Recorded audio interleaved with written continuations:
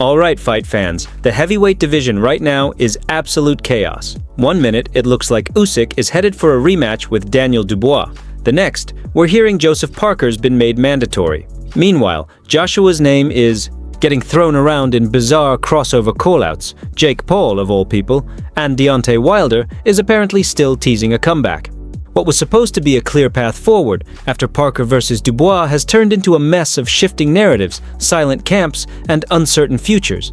And that's why we're here, because when boxing turns to confusion, knock-on breaks it down.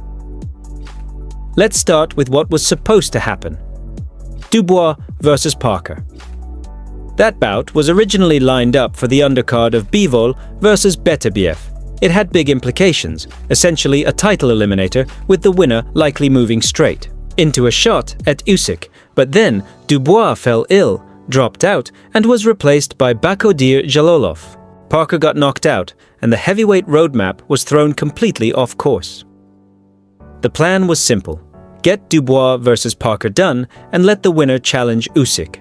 The Saudis, always hungry for an undisputed showdown, were ready to bankroll it. But once that fight crumbled, everyone started scrambling.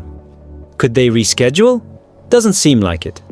Usyk doesn't want to sit around for filler fights. He's chasing legacy and history. That brings us back to Dubois.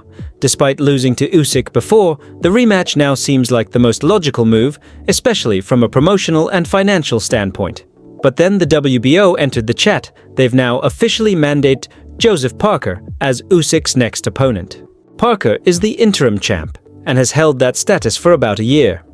On paper, it makes sense. It's not like he's an undeserving challenger. The problem is, this mandatory comes right when the Saudis, and arguably even Usyk himself, are still angling for Dubois too. So once again, boxing politics are clashing with business realities. Now the big question, does Usyk have to take Parker next? Technically, yes. But when has that ever stopped a mega fight from being made? Sanctioning bodies often make exceptions when the money's right, and let's be real, Dubois versus Usyk 2 is a bigger draw than Usyk versus Parker. That's just how it is. So while Parker is pushing hard, even dropping videos from the beach calling out Usyk, the WBO's tone has already softened. They've essentially said, fine, Dubois can get the next shot, but Parker remains in line.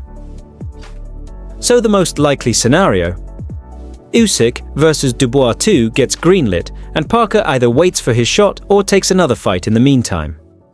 And considering Parker's history of long layoffs, don't be shocked if he's sidelined again until late 2025. Still, if he doesn't want to wait around, there are a few interesting matchups out there. A rematch with AJ feels unlikely, but a clash with the winner of Filip Hrgović versus Joe Joyce, that could be the perfect stay-busy fight. It would keep Parker active, and both of those names are credible. Good risks, but not too dangerous for someone with title ambitions. Speaking of AJ, let's talk about this Jake Paul situation. Yeah, I know how it sounds, ludicrous. But Eddie Hearn hasn't exactly shut down the rumors. It'd be a massive mismatch, a glorified exhibition, but in today's boxing landscape, that doesn't mean it won't happen. For Joshua, it would be a risk-free payday. No damage to his record, massive global attention, and a soft touch while waiting for something bigger. Because really, who's left for AJ to fight in the meantime? Kabayel? Chisora again? Maybe Otto Wallen? None of those names scream blockbuster, and most come with more risk than reward. It's not hard to imagine Matchroom keeping Joshua safe until the right number gets written on the right check.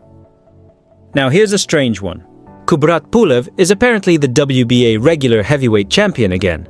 That belt was supposed to be phased out, but thanks to the mess with Mahmoud Char and Pulev's recent win, it's somehow back in play. The WBA is now positioning Fabio Wardley as Pulev's mandatory, setting up a weird title fight that technically counts as a world championship. Only in boxing can a bout like Pulev versus Wardley be considered a world title fight in 2025. Now, let's zoom out and talk about the division as a whole. Tyson Fury, we've covered his situation plenty already. He's in his own world, and we'll see if he comes back strong after the Usyk fight. As for Deontay Wilder, he keeps talking comeback, but every month that passes makes it less believable. He hasn't fought in ages, and unless he jumps on a big name soon, maybe an AJ bout, his retirement feels inevitable. Same with Zhilei Zhang. After his recent setback, it's hard to say where he goes next. Both he and Wilder seem like they're heading toward the end of the road, unless a major opportunity materializes soon. But here's the interesting part. With all these big names aging out, we're entering a changing of the guard. The next wave of heavyweights is getting ready to take over. Guys like Agit Kabayel, Justice Huni, and Moses Itauma, they're on the rise. It won't be long before they're mixing it up in real title contention, and they might just be the future of the division. And who knows? Maybe Derek Chisora shocks the world and goes on an improbable title run. This is heavyweight boxing. Stranger things have happened. Let me know your take. Who do you want to see Usyk fight next? Should Parker wait or push for a different bout? And what's next for AJ, Wilder, and the rest of the old guard? Drop your thoughts in the comments. I want to hear from you. If you enjoyed the breakdown, hit like, subscribe, and stay locked in here on Knock On for everything boxing. Appreciate you watching. Catch you in the next one.